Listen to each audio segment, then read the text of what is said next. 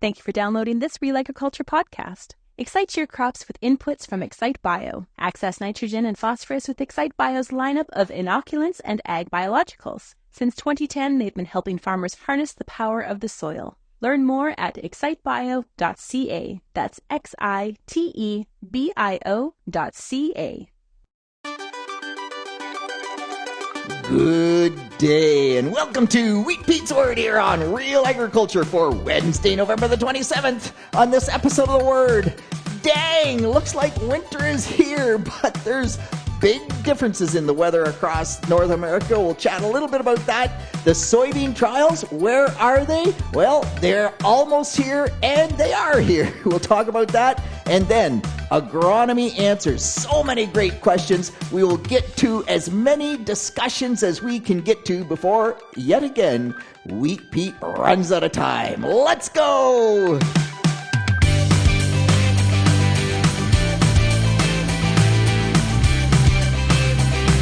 Hey, before I begin, happy belated birthday to my awesome friend, Nature Nut Nick. Nick turned 70, another milestone, and kudos to you, Nick. You continue to be so engaged, so involved, still farming, doing awesome plots, and still trying to find better answers. My hat's off to you. Keep it up, please. You are an inspiration to many of us. And yes, winter is here. Darn it.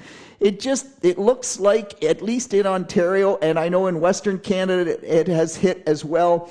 It's the time of year. We have seasons. That's life. I can live without a lot of snow just personally, but for those of you who love it, it looks like we are going to get into some negative temperatures and maybe some winter will actually happen. But on that note, man, the warm November is just really, really helpful for our winter crops. And when I look at some of the winter canola, oh my gosh, the stuff that was planted early, and I think about that in Denmark, they are using growth regulators to prevent too much growth. I'm not saying we have a problem, but it is really interesting just how much development we had on winter canola, on winter wheat. Woody planted winter wheat November the 9th. Woody was doing an experiment. His clover died. We had a great chat about how do we reestablish that subterranean clover, that white clover. And my answer was, Woody, just plant it in wheat. And Woody's going, come on, man, it's late November. Planted it November the 9th, emerged November the 26th. Dr. Dave tweeting out a great picture of incredibly healthy looking wheat. And his comment was, man, combine problems, got the wheat planted late, thought I was up for a poor crop. No, 2 strong tillers, even on later planted wheat, should set the wheat crop up for just awesome yield potential. My good friend Dennis Pennington from Michigan showing the conditions of the Michigan wheat crop, 78% good to excellent, probably the best it's been in a long time, virtually zero poor. The other 20% was in the fair category. And my comment is, man, I think Ontario wheat across the province is almost in that same category where it's just about as good as it can get. I should do a Twitter survey on that because I know not everywhere is as good as here in the deep southwest, but man, for the most part, the wheat crop here looks good. And finally, the southern plains of the U.S. is getting some much, much needed precipitation. They have been dry for so long. Rainfall across the southern plains, significant rainfall. Looks like that drought might be breaking. That will have an impact on their winter wheat crop as well. So lots of stuff happening as usual on the weather front across North America. Hey, the soybean trials. Ryan asking, where the heck are they? Why are they always 2 weeks later than corn trials? Don't we harvest soybeans before corn? Well, the reality is that, yes, the soybean trials, I think, were harvested before the corn trials were finished. But, man, when you get into small plot research, it is not as easy as you think. And they had some trials that just weren't perfect. They were working through the data. It takes some time to try to do that. End of the day, the soybean trials for the early double zeros, the double zeros, and the zeros are available now. Go to gocrops.ca and pick on soybean trials. Go to variety performance, and then you have to highlight variety performance, and you'll see a bunch of tabs, and you go to the ag performance tables and graphs. You can get the soybean trials there for those early maturity areas. For the later maturity areas, they should be up on Friday, so visit there and have a look. I know it's into December and there's lots of seed deadlines coming, but nonetheless, that data is almost here, and it's really, really good data. Okay, I want to move on, and I love these calls, man. I just love these questions. A caller called in and left a message in the voicemail system, said, "Hey, Pete, September the 25th, I planted some wheat. It was looking great.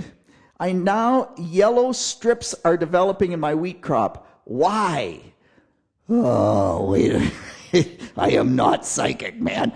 Wheat Pete, he will try to help figure out what's going on with almost any crop if he can at all. But I don't have enough information. Was it after soybeans? Is there residue there that's causing a problem? Is it tile drain?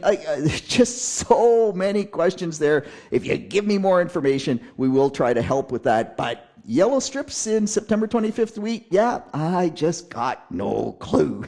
Brett saying, "Pete, should I plow or disc grip?" And Brett and I banter back and forth a lot about tillage. And I had just a quick answer. I was busy at the time. I said, "Go plow." And he said, "Don't you like the disc gripper?" Okay, let's back up 2 steps. When we start talking about tillage, I think everybody that listens to Wheat Pete's word knows that the answer is do as little tillage as you can. But when you think about the end result, why do we always compare to the moldboard plow? Because it is the most consistent, and you can screw it up. Trust me, you can screw the moldboard plow up. But even the disc gripper guys, when it gets too wet, they park the disc gripper, they go to the moldboard plow. And when I compare the moldboard plow to the disc gripper, the moldboard plow, we open the soil up to erosion. There's no residue on the surface, but the surface is quite rough. And so that quite rough surface does help reduce erosion to some extent. Plus, when we go through with the disc gripper, we leave some corn stalks on the surface, but man, we really aren't turning the soil up. We're doing massive primary tillage, and if we get the wrong spring, I have seen lots of disasters with the disc ripper. So if I have to choose, I'm going to choose the moldboard plow, because the moldboard plow does not do much tillage erosion. Tillage erosion is when we go faster downhill and we drag the dirt 10 times further down the hill than we throw it up slope. Tillage erosion is 10 times worse than than wind and water erosion combined on most sloping soils. And with the disc gripper, it's a tillage erosion tool. Believe it or not, the moldboard plow itself is not a tillage erosion tool. We go slow. It's not throwing the soil up in the air. It's just moving the soil that 16 inches, 18 inches, whatever the moldboard width is, it's moving the soil over. We get tillage erosion from the moldboard plow from the secondary tillage, from the cultivator. That's the thing that really moves the soil. So if we want to get the benefits of the moldboard plow without the erosion risk, then act like you are practicing to win the plowing match. Leave that as level as you can. And if you just turn the furrow on its edge with big residue, you still actually have residue that is sticking up through. Plus, we've exposed any damage we've done with smearing is now turned up, the wet-dry cycles, the freeze-thaw cycles. And if you do that perfect job of plowing, you only need to cultivate once. Oh, you have the dead furrows to deal with, absolutely. But it's the cultivator or the disc that really tends to do the tillage erosion. Be a good plowman, only have to cultivate once in the spring, and your erosion from the moldboard plow is probably way less than the erosion from the disc gripper, because the disc gripper is tillage erosion, then the cultivation or the high-speed disc neck spring is tillage erosion. And just try to make sure with the moldboard plow you still leave some stubble on the surface. I'm not a moldboard plow guy, but if I have to pick between the moldboard and the disc gripper from a consistency standpoint, gosh, I know, fight with dead furrows, but in my head, a really good job of the moldboard plow beats the disc gripper. So that's my thought process there. By the way, Rob taking a drive from Windsor all the way up to, I believe he said Ripley or somewhere in that range, and he said, oh my gosh, Peter, there is so much tillage this fall. Farmers, it was too good a fall. Farmers had too much time.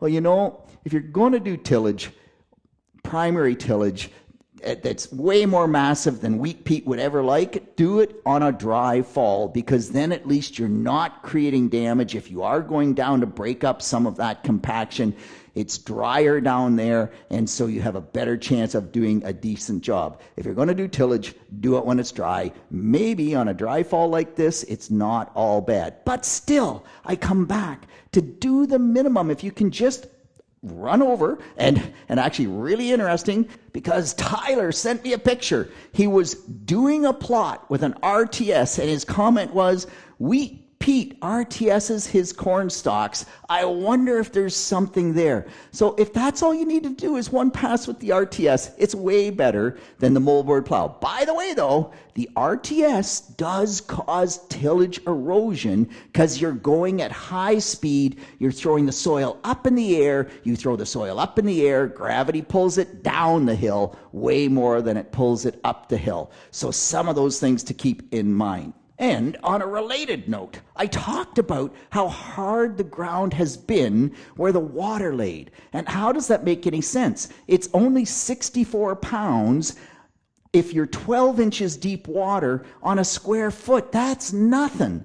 Mike saying, wait a minute, Peter, it's not the weight of the water, it's the momentum of the raindrop. And Abram, with the same kind of thought process, saying, Peter, think about this. You put your finger on a rock and you set another rock on top of your finger, and it's not too bad. You hold that other rock up 5 feet or even 1 foot and you drop it on your finger. That's a whole different outcome. It's the impact of the raindrop.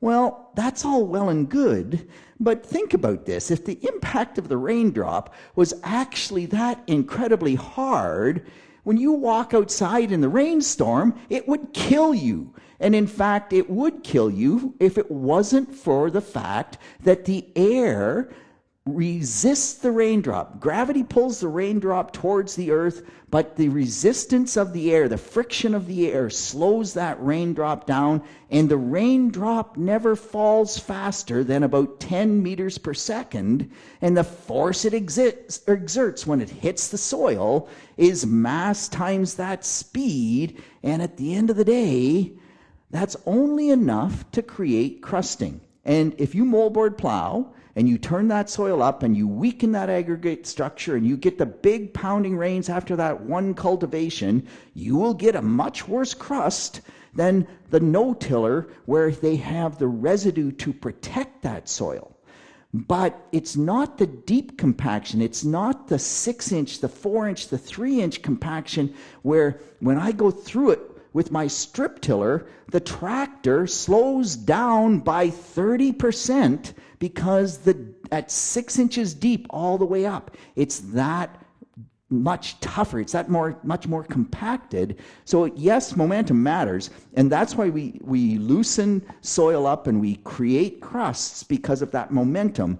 But and Abram, your rock example, well, that's all well and good if it's a big rock, but if I pick up a grain of sand, I can drop it from 20 feet high and it hits my thumb or my finger on that rock. It doesn't hurt at all. So it's all about the additive effect of the speed it drops at and the weight of the actual raindrop. Anyway, just some cool thought process around that. I still haven't got that one sorted out. On to fertilizer. Logan saying, Peter, Logan's from Wisconsin. He says, I'm going to go to banded fertilizer on my corn planter. I've been broadcast. How much lower can I run in a band than I was running broadcast on my corn planter? So let's back up 2 steps. Logan, it takes 4 times the amount of broadcast phosphorus on average across most trials, not all trials, but that's sort of the number we often go back to.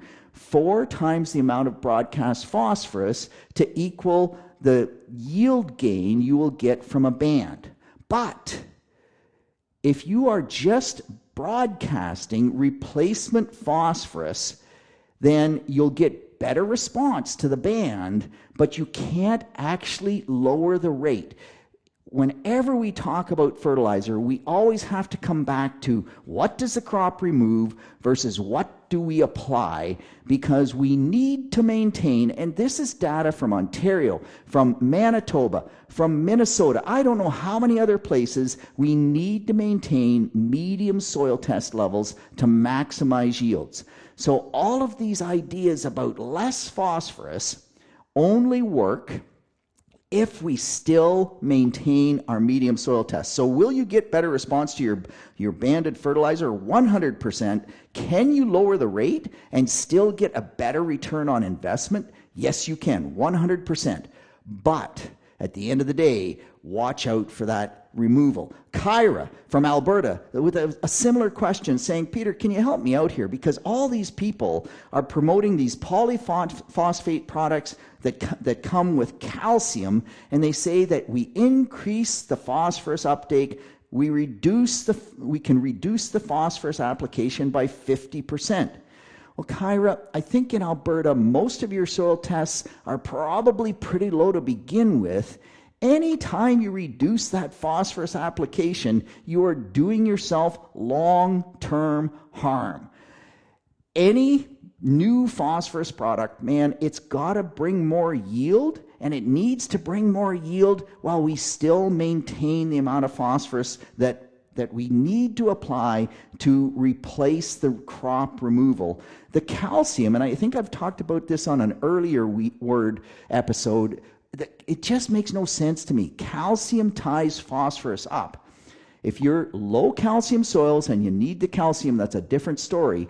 But calcium improving phosphorus uptake, that's a head scratcher to me. The company reps better call me and sort me out on that, because that just does not make much sense. Josh sent me some delta yield information, and where is all the plot data? Come on, people, I'm not getting nearly enough. I know there's so much out there. Just share it with Wheat Pete. I learned so much. Josh's delta yield, and it wasn't a perfect trial. He put too much on in his starter band. Nonetheless, his delta yield. So that's where theoretically we put a 0 nitrogen strip in our corn, and we put a non-limiting rate. So 220 pounds of nitrogen, maybe, like, all depends on what your yield goal is, but in that range. And by the yield difference between the 0 and the full rate, we can tell you how much nitrogen you needed, and it's really solid science. In Josh's case, though, it just drives home the importance of rotation.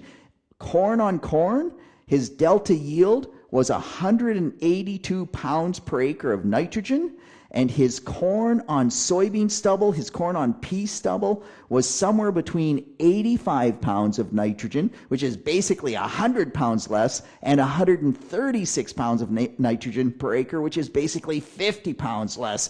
And we know corn on corn, we say it takes 30 pounds more nitrogen, but in 2024, corn stubble, the corn residue, seemed to carry a bigger penalty than it normally does. In fact, I got a question a while back, I can't remember who it was from, but they said, Peter, what's going on? Because my soybeans after my corn stalks actually yielded less this year than my soybeans following soybeans, and that's not supposed to happen. And of course, everybody knows I'm saying, don't grow soybeans after soybeans. We already grow too many soybeans. But why did we get lower yields, soybeans following corn stalks? Because the residue this year, call it a carbon penalty, call it whatever you will, but with the weather conditions Ontario had in 2024, that corn stover penalty just was bigger, 100%. Okay, I'm going to keep moving on here. Brian asking about dry versus liquid fertilizer on wheat. He listened to one of our YouTube videos on Real Agriculture, and he said, what's the difference? The difference in our data, the Ontario data, is 2.5 bushel per acre yield increase with liquid on wheat versus dry on wheat.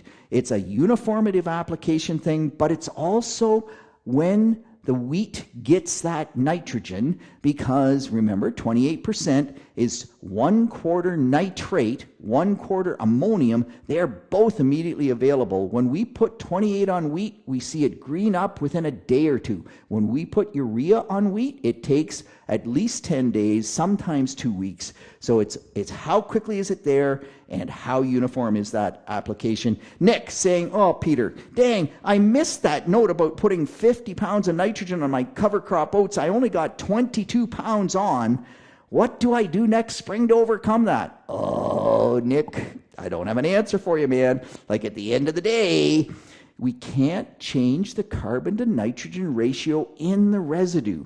And so my best answer is make sure you do not short that corn crop with nitrogen early next spring. And Nick came back and said, I'm 80 pounds in the band and my weed and feed program. So I think that's solid, Nick. I might push you to 100, but the best thing I think we can do is make sure that we don't short ourselves. And by the way, even if you don't short yourself, I'm not sure that we can overcome the fact that the oat residue itself, it just isn't at the carbon to nitrogen ratio that we would like. And with that, yes, once again, I am out of time. That's it. That's all on behalf of the team here at Real Agriculture. This is Wheat Pete with the word for Wednesday, November 27th, already almost December. Hey, leave me more questions, more feedback, more plot results, and I'll talk way too long yet again next week. See you then.